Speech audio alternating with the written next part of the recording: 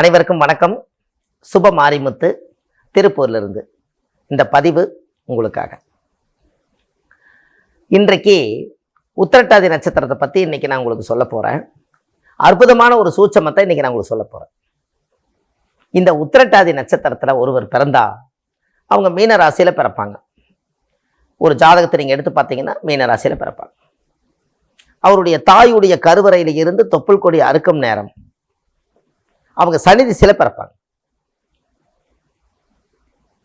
அப்போ உத்திரட்டாதி நட்சத்திரத்துல ஒருவர் பிரமாதமா அவங்க பிறந்துட்டாங்கன்னா அவங்க வாழ்க்கையில எப்படியெல்லாம் கஷ்டப்படுவாங்க. உத்திரட்டாதி நட்சத்திரக்காரர்களுக்கு பாருங்க,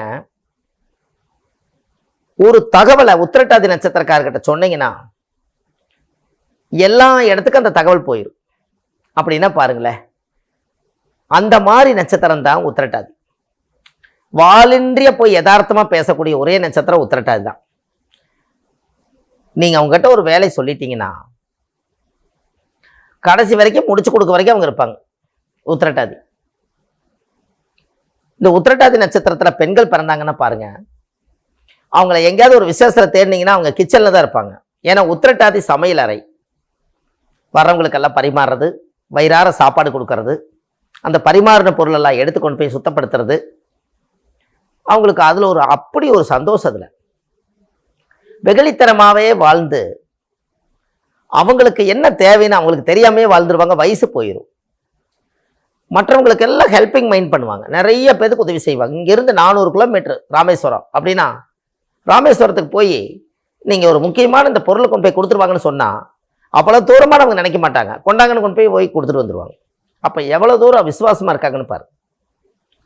இந்த நட்சத்திரக்காரர்களுக்கு கொஞ்சம் விவரம் தெரிஞ்சு வாழ்றது ரொம்ப கஷ்டம். ஆனா அவங்க அந்த அளவுக்கு அது இருக்கிறாங்க. ஆனா கொஞ்சம் யதார்த்தமா இருக்கிறது தனக்கு வச்சு தர்மம் பண்ணுங்கிற மாதிரி தனக்கு என்ன தேவையோ அதை தேடிட்டு செய்ய மாட்டாங்க. அவங்களுக்கு அது பிடிக்காது. எல்லாத்துக்கூட டெய்லி நல்லா பேசணும், எல்லாத்துக்கூட கலகலப்பா சிரிக்கணும், யாரோ ஒருத்தர் கூட சும்மா இருந்தா கூட யாரோ ஒருத்தர் கூட பேசினா தான் அவங்களுக்கு அதுல ஒரு நிறைவு. இது அவங்களுக்கு எப்பவுமே அவங்களுடைய ரகசிய பிரச்சனை. இது வாலின்றிய பேசக்கூடியவங்க, வாலின்றிய ஒரு நட்பை உருவாக்கிடுவாங்க. அப்பேற்பட்ட நட்சத்திரம் சனியுடைய திசையில பிறந்ததுனால அவங்க ஒரு நீதிமானத்தை வாழ்ந்திருக்காங்க. உண்மையா இருப்பாங்க.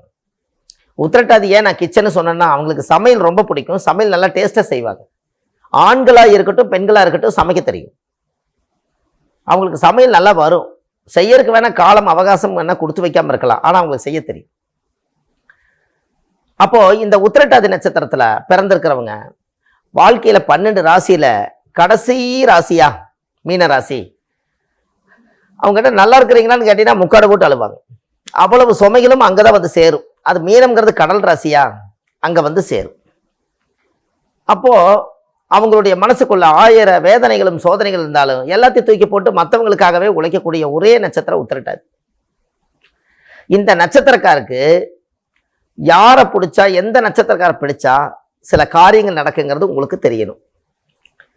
உத்திரட்டாதி நட்சத்திரத்துல ஒருவர் பிறந்து விட்டால், ரோகிணி நட்சத்திரத்துல ஒருத்தர் யார் இருக்காங்களோ அவங்க தெய்வ அனுகூல நட்சத்திரம்.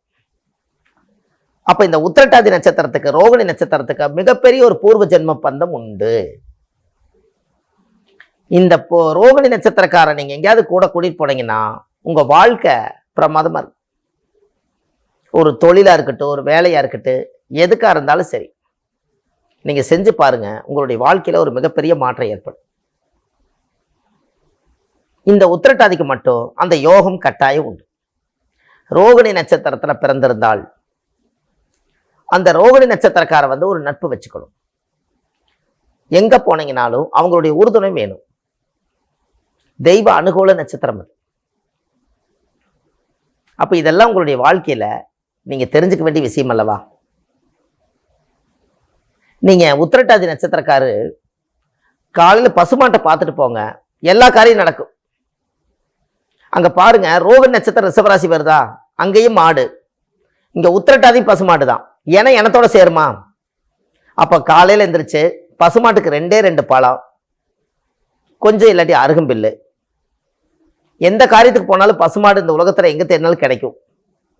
2 பழம் கொடுத்துட்டு பின்னாடி கோமாதாவை தொட்டு கும்பிட்டு போங்க, உங்க வாழ்க்கை பிரமாதமா இருக்கு. கோமாதா உங்களை பார்க்கணும், நீங்க அவர் பார்க்கறது ரொம்ப சந்தோஷம்தான். உங்களுக்கு ஒன்று தெரியுமா, ஒரு ரகசியம். உத்திரட்டாதி நட்சத்திரக்கார ரோக நட்சத்திரக்கார கூட்டிட்டு போனா எல்லா காரியம் நடக்கும் போது ரோக நட்சத்திரம் தான் ரிஷப ராசின்ட்டோம். சிவனுக்கு நேர் எதுக்கால பார்த்தீங்கன்னா நந்தி தேவதை தான் வச்சிருப்பாங்க. பிரதோஷ அன்னைக்கு பார்த்தீங்கன்னா சந்தன காப்பெல்லாம் பூசி அவங்களுக்கு நல்ல தீபாரதனை காமிச்சு நந்தி பூஜை நடக்கும். அப்போ நீங்கள் நந்தி போய் பார்க்க முடியல, நான் கோயிலுக்கு போக முடியல, என்னுடைய வீடு வாசலாம் சுத்தமாக இருக்குது இல்லை அப்படின்னாலும் கூட, உத்திரட்டாதி நட்சத்திரத்தில் பிறந்துக்கிறவங்க பசுமாடு கிட்ட போய் எல்லா பிரச்சனையும் சொல்லிட்டு வாங்க, உங்களுக்கு எல்லா பிரச்சனையும் சால்வ் ஆயிடும். அவர் யாரு? அதே சிவனோட அவதாரம் தான். அது தெய்வ சிலையா இருக்கு, இங்க உயிரோடவே இருக்கு. இங்க சொன்னாலும் ஒண்ணுதான், அங்க சொன்னாலும் ஒண்ணுதான். கொஞ்சம் யோசிச்சு பார்த்துருக்கீங்களா? பசுமாடா பார்த்துருப்பீங்க. நீங்க நந்தியோட காதுல போய் சொல்றீங்க இல்லையா, அது நேரா போய் அந்த மனு கொண்டு போய் சிவனுக்கு கொண்டு போய் கொடுத்துரும். அப்ப இங்க சொன்னா அங்க போகுதுங்க போது, சிலை வடிவத்தில் இருக்கக்கூடிய ஆலயத்துக்கு உங்களால போக முடியலன்னா பசுமாடை பார்த்து சொல்லிட்டு வாங்க, நான் உயிரோடு இருக்கிற பசுமாடு கிட்ட போய் சொல்லிட்டு வாங்க, ஆண்டவனே எனக்கு தீராத கடன் இருக்குது, எனக்கு தீர்த்து கொடு. 2 வாழைப்பழம் வச்சு கொடுத்துருவாங்க. ஒரு பசுமாட்டுக்கு தவிடும் புண்ணாக்கு வாங்கி கொடுத்துருவாங்க, அகத்திக்கீரை வாங்கி கொடுத்துருவாங்க. என்ன உங்களுக்கு கை கிடைக்குதோ மாட்டுக்கு தீவனம் வாங்கி கொடுங்க.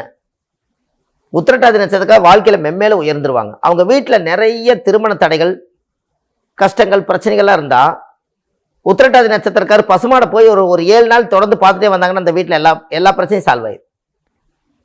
இதெல்லாம் உங்க வாழ்க்கையில நீங்க தெரிஞ்சுக்க வேண்டிய விஷயம்தான். அந்த உத்திரட்டாதிக்கு மட்டும் அவ்வளவு பெரிய பவர் உண்டு. அந்த ரோகிணி நட்சத்திரத்தை, ரோகிணின்னு என்ன, பேங்க்கு. ரோகிணின்னா பேங்க், பணம்.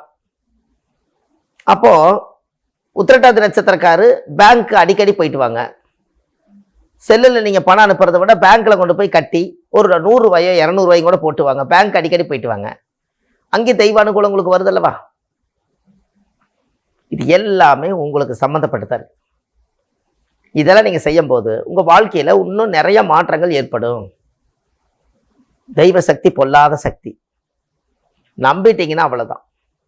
அதனால உத்திரட்டாதி நட்சத்திரக்கார் இதுவரையும் கஷ்டப்பட்டிருந்தாலும் கூட இனிமேல் ரோகிணி நட்சத்திரக்கார் தெய்வ அனுகூலமா இருக்கிறதுனால அவங்க பக்கபலமா இருந்தாலோ, உறுதுணையா இருந்தாலோ, நட்பு வச்சுக்கிட்டாலோ, தொழிலில் உள்ள கொண்டு வந்துட்டாலோ, அன்னையிலேருந்து தெய்வம் உள்ள வந்தாச்சு, உங்களுக்கு ஒரு கவலையும் இல்லை.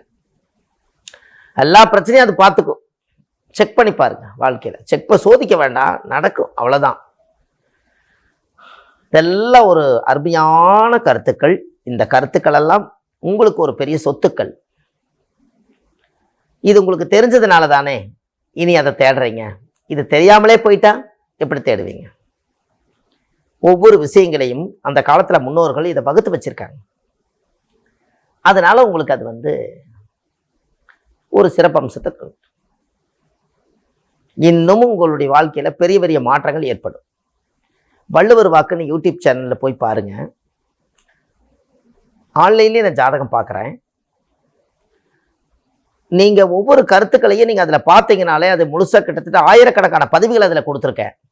அவ்வளவும் நீங்க தெரிஞ்சு உங்களுடைய வாழ்க்கையில நீங்க ஒரு தெளிவாயிட்டாலே ஒரு மனிதனா இருந்தவங்க ஒரு மகானா மாறினதுக்கு சமமா இருப்பீங்க. அதுல அந்த அளவுக்கு சொத்துக்களும் முத்துக்களும் கருத்துக்களும் அதுல கொடுத்துருக்கேன். அதனால கண்டிப்பா மக்களுக்கு தேவையான விஷயங்கள் அதுல இருக்கு. இதெல்லாம் நீங்க கண்டிப்பா தெரிஞ்சுக்கணும் உங்களுடைய வாழ்க்கையில. அப்ப இத்தனை நாளா உத்திரட்டாதி நட்சத்திரம் தெரியாம இருந்தாலும் கூட இந்த பதிவை உங்களோட போகாம, உங்களுக்கு தெரிஞ்ச உத்திரட்டாதி நட்சத்திரக்கார் கண்டிப்பா யாரோ 1-2 பேராவது இருப்பாங்க, அவங்களுக்கு இதை அனுப்புங்க.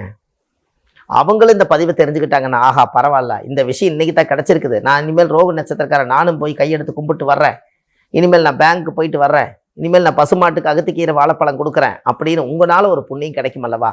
அதை நீங்க கண்டிப்பா செய்யுங்க. உங்களுடைய வாழ்க்கை நீங்க அனுப்புனதுனால அந்த பசுமாட்டுக்கு 2 பழம் கிடைக்குமல்ல, டெய்லி 2 பழம் கிடைக்குமல்ல. நீங்க ஒரே ஒரு தடவை தான் அனுப்புறீங்க, வாழ்க்கையில ஒரு தடவை இப்படின்னு அனுப்புறீங்க ஒரு போன்ல இருந்து.